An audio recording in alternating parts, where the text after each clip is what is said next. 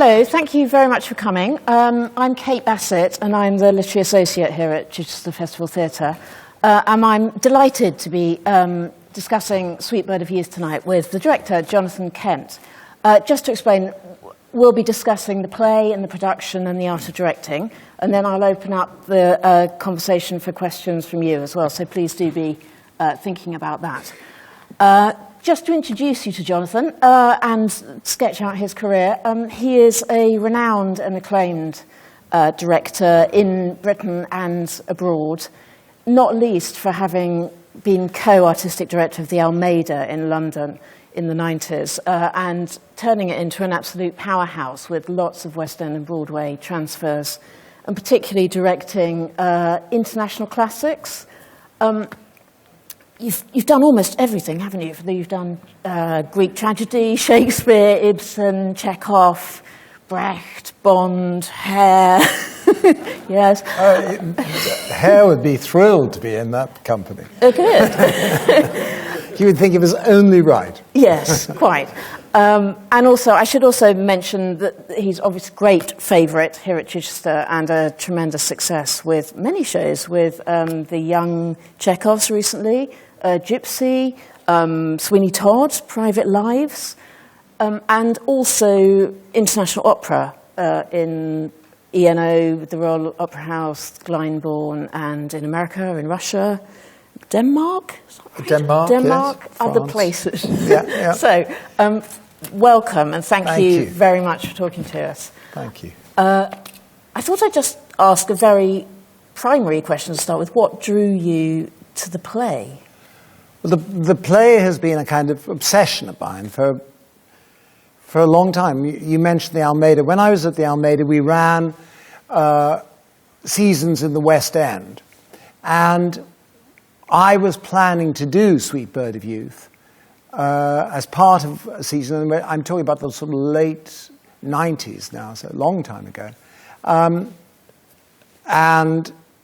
Because I feel the play is so dependent on the leading actors, the two leading actors, Chance Wayne and Alexandra Del Largo, I'd cast Stockard Channing and Daniel Craig. But that was before Daniel Craig was Daniel Craig, if you see what I mean. But Daniel got a film, not the Bond films, but he got a film, and he withdrew. And I cancelled the whole production because I just felt it was so important, that relationship and those two actors.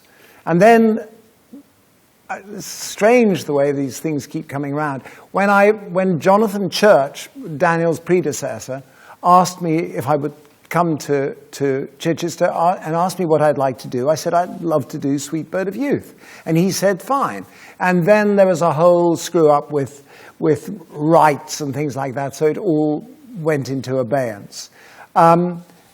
And then I was thrilled when Daniel said, well, look, will you come back to Chichester? I love Chichester, and I love this stage, and I really enjoy working here. So I said, yes. And he said, have you ever thought of a Tennessee Williams? And I said, well, funnily enough. And so here I am.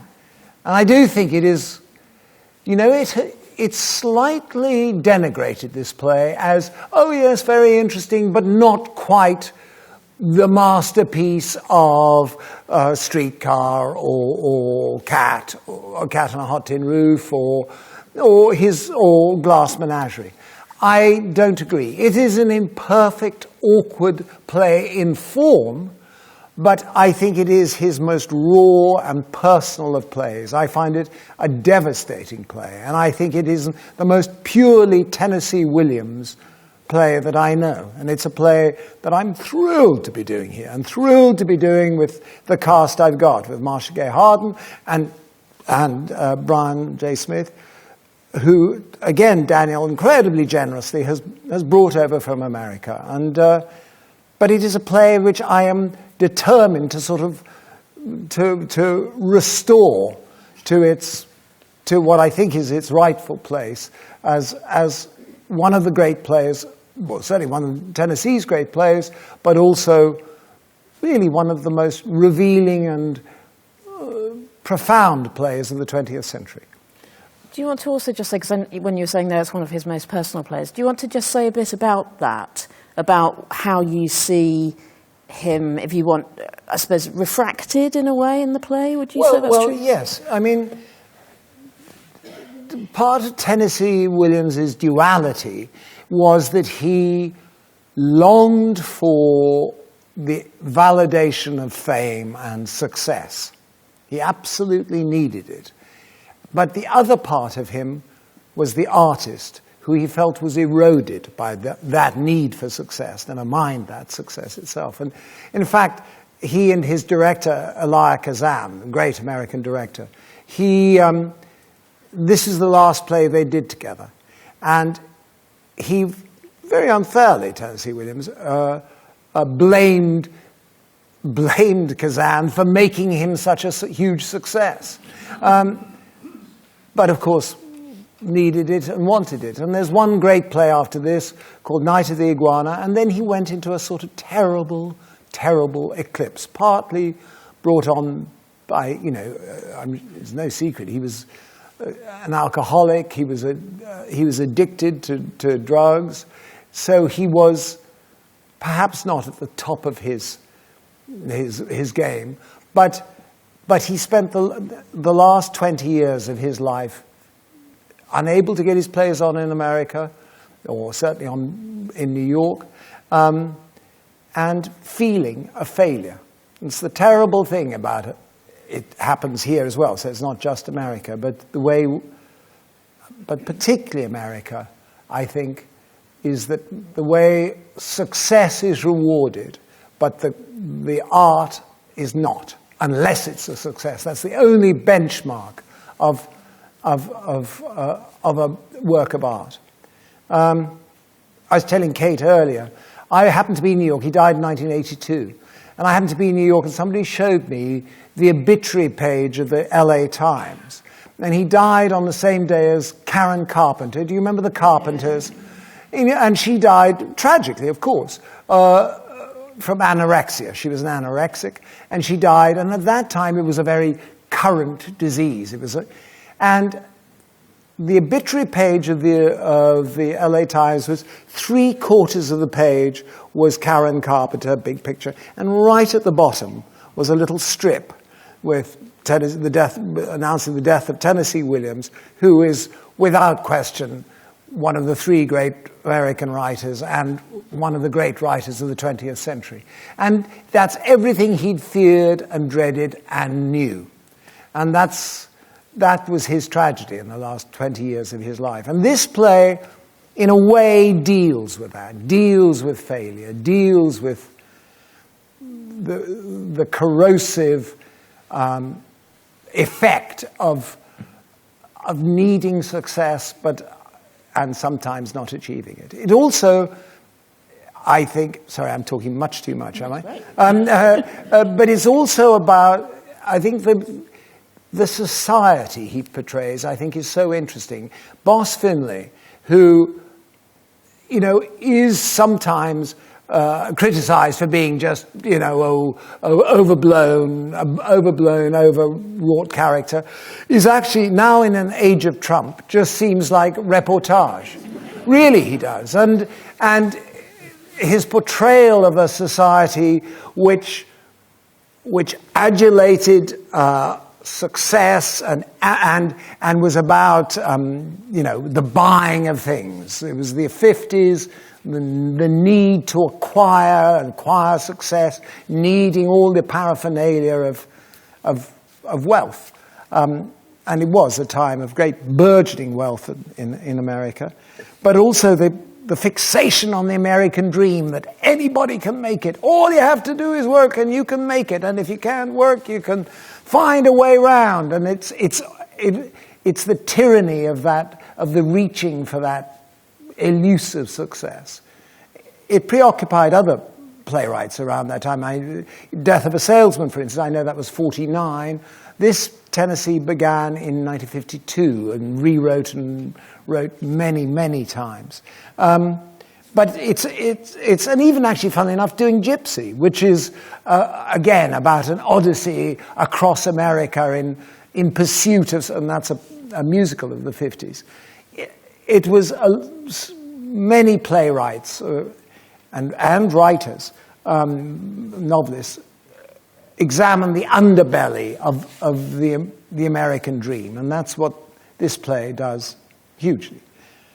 It's also his relationship, and again, this is not, I'm telling you nothing new. I mean, he was gay, and his relationship with the young men he picked up, and he did voraciously pick up young men. And what he does is these young men are, on the one hand, hustlers, and on the other hand, have the souls of poets.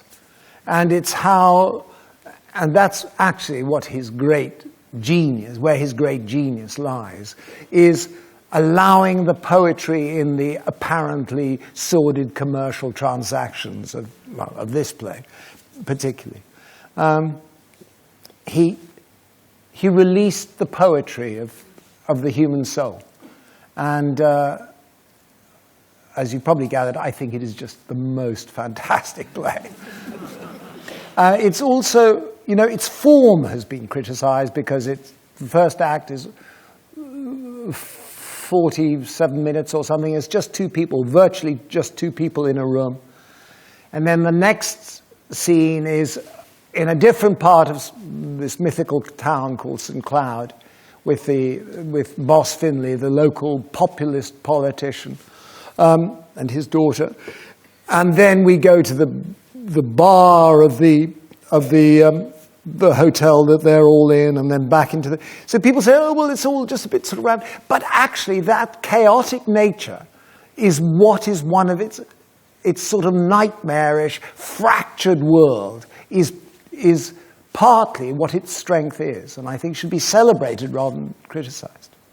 I was also, when you were talking about the poetry, I was reading John Lahr's biography of Tennessee Williams, and Elia Kazan talked about how some of the speeches were like arias. Yeah. And I wondered if you agreed with that in any way. I was just interested because you obviously direct opera as well, and if you thought that was true in any way. Yes. I mean, there's a Chance Wayne, the young man, has a fantastic speech in the second act, which doesn't advance the narrative. It tells the story of his life. And it's, I find, completely compelling. But it isn't, I suppose now, God help us, if Tennessee Williams had to go through workshops or something like that, the dramaturg and everybody would go, oh, well, we've got to split that up, we've got to make that, you've got to justify. It isn't justified, but I don't think it matters. It's part of the poetry of the play. I mean, O'Neill, who is in my view, the other great American, the two of them I think are the greatest American writers. But O'Neill did the same thing. Last year I did Long Day's Journey into Night. And of course, although it is entirely different play, it's the first real American family play, at the same time, there are these great arias in the middle, these great, not exposition speeches, but exposition about character, about the person you're watching. And I think it's really compelling because we all love being told stories. That's actually what theatre is. It's an animated stories. But sometimes these are nakedly people just telling us about their lives. And Alexandra Del Largo has them as well. They are sort of arias. I'm always nervous of saying arias because it makes it sound like it's just sort of, operatic. Although I never, as somebody who works in opera, I can't see why that's necessarily an insult. Because actually music and language combined, when they're good, is a sort of unbeatable combination. And actually what Tennessee does is create his own music with the language. So in that sense, they are musical. I mean, I was thinking that when I was watching it again, that there are these very poetic passages, and in a way he challenges the narrow idea of stereotypical drama, doesn't he? Which is just, well, it's got to be dialogue. Yeah. And in fact, it's suddenly poetry, or it's a beautiful... Or it's got to be absolute naturalism. Prose, almost. It's got to be absolute naturalism, which I think is reductive. And what I think the achievement of both Brian and Marcia is that they root it in reality, but then allow it to fly from that root. I was just also, it's slightly anecdotal, but you said you actually met Tennessee Williams. Yes, I was an actor before I was a director. And in the late 70s, I did a play of his called Vieux Carré, which they couldn't do in America. They did it here. We did it first in Nottingham. And then it was coming to the West End this is 1980, I think. And it was coming to the West End to Piccadilly in 6 weeks after we did it in Nottingham. And Tennessee Williams came to Nottingham and saw it and sort of liked it. And then he was opening a play called A Lovely Sunday for Creve Coeur in Charleston, South Carolina. He wrote all the time. And anyway, some of us went over there, and we spent just 3 weeks or 2 weeks while they were putting on the play in Charleston, just hanging around and hanging out. And I can't say he was remotely a friend, but he was, he was somebody that. Did you sense him feeling like a failure? Yes, he would talk about it all the time, and he was, I'm afraid, at that juncture, by 2:30 in the afternoon, was completely incoherent. That's tragic, isn't it? It was tragic. But the next morning, God knows what time he went to bed and how he went to bed. The next morning at 7 o'clock, we were all in this big hotel, and I'd look out my window, and he would be ploughing up and down the pool, and he would then write. He was addicted to pills and to drink and to writing. He never stopped. He was a great heroic figure. And I think he's created great heroic archetypes for our stage.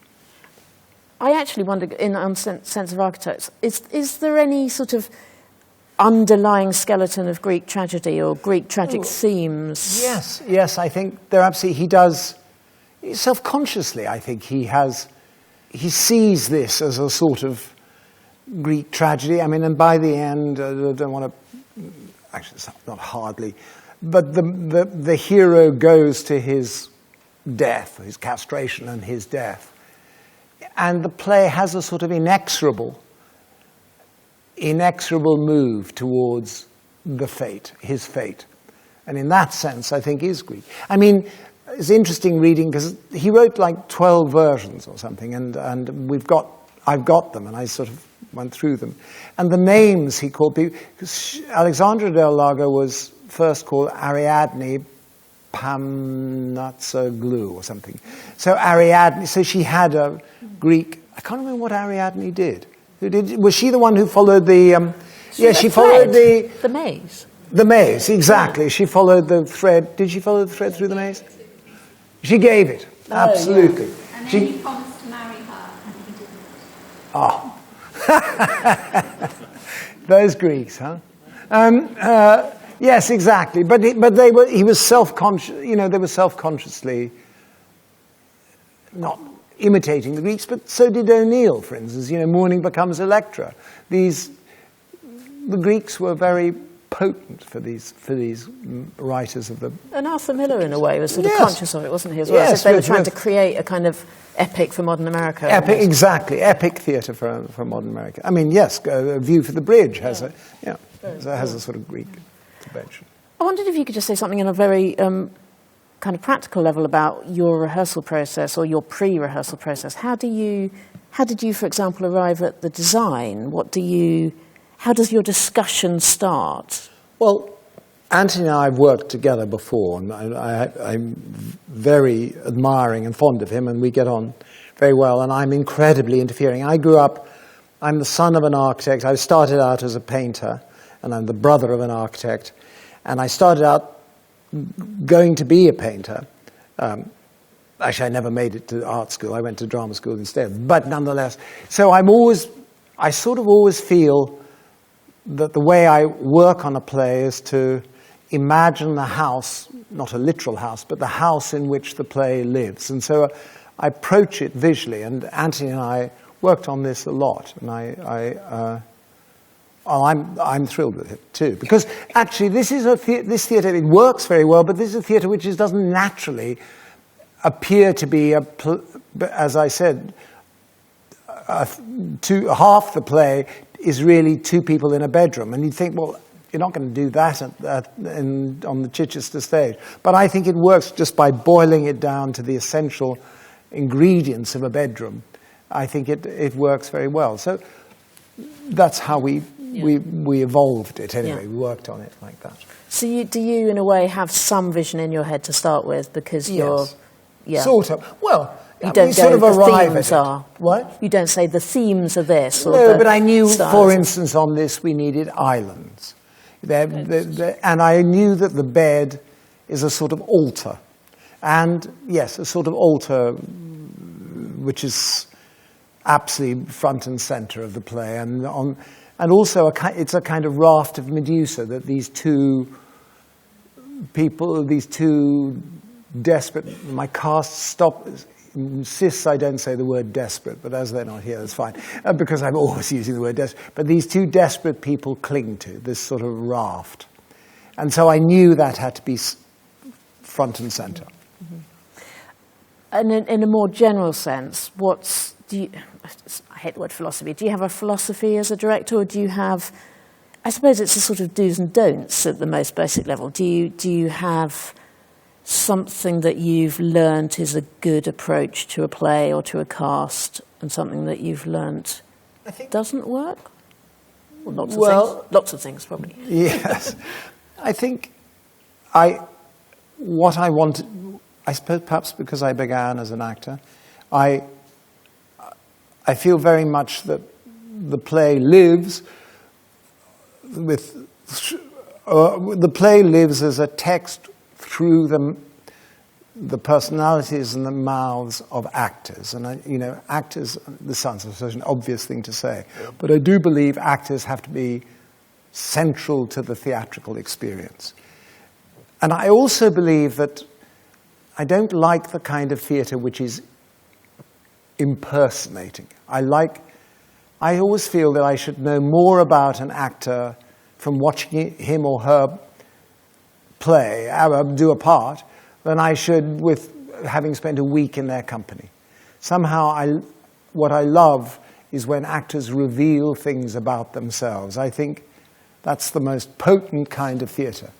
And so presumably you cast that way round a bit as well, do you? From thinking what you think they potentially have in them. Yes, I think that's, and casting is, of course, I mean, this is so obvious, but casting is absolutely central in that that's your editorial moment. By making those choices with that group of actors, you have in some ways dictated the path of the play. On the other hand, it's important that actors are not automata. They can't just, they mustn't just. They must be allowed to experiment and the freedom. And it's been very interesting. I've worked in America a bit, but here having an English company and two Americans. The American approach is, because it is naturalistically based, it is different from ours. And I hope both sides of both parties have learnt something from each other, but just by watching each other, because we have amazing facility and great a capacity for making things work brilliantly, and that's not pejorative. But Americans more have to know what they're feeling and why they're doing it. And somehow, all the great British and American actors combine the two. But it's just interesting watching these two groups of actors. And you said there were so many versions of it. Have you done any sort of surprising edit if someone's ever seen it before? Have you? No, nothing. No, well, nothing. I have. There are. Yeah, there's some quite extreme versions of it which I discarded, and I've sort of pillaged from all sorts of versions, and actually we have both Marcia and Brian. We've put little bits back from other versions. Well, so it is a sort of mosaic of, which I hope. The important thing was to keep the narrative going, and I hope we've done that. I think maybe we should open it up to the house. Are there any lights, maybe? House light. Oh, wonderful. Can I ask a question around what you were saying about the actors? Because I find that fascinating. I often have wondered about that, how important it really is to the director to get the right person as they perceive them to be in that role. But what I really want to know is how much of the director ends up in the play? How much do you reveal yourself? Do you think, your work is so varied, so varied. I would find it, I'm not difficult sure to know who I am. I find it difficult to know who I am. But yes, I think the director does, because, of course the director does. The director sort of builds the ship and then invites these groups of actors to come aboard.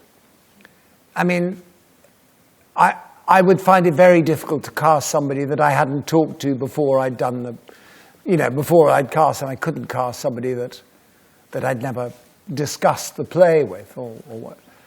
So in that sense, I am in the play, and that they, all of them, conform to what I dream the play is.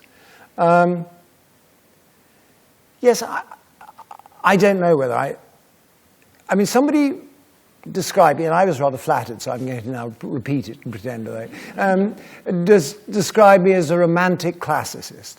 And I sort of feel I am a romantic. I work with Anthony, as I say, but Mark Henderson, who is, I think, one of the great lighting designers in the world, actually, and who paints with light.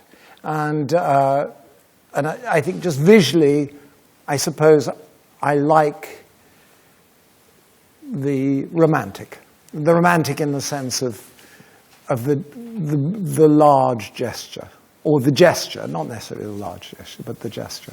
So I don't know if that's... Well, everything I've seen that you've done has been amazing, so thank you. Oh, my gosh. Well, thank you.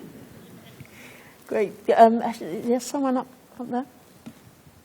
I wonder, could you say what it was that you felt he was trying to refine in his rewrites, or what was it he was trying to change? It's interesting. I mean, the rewrites are huge, some of them.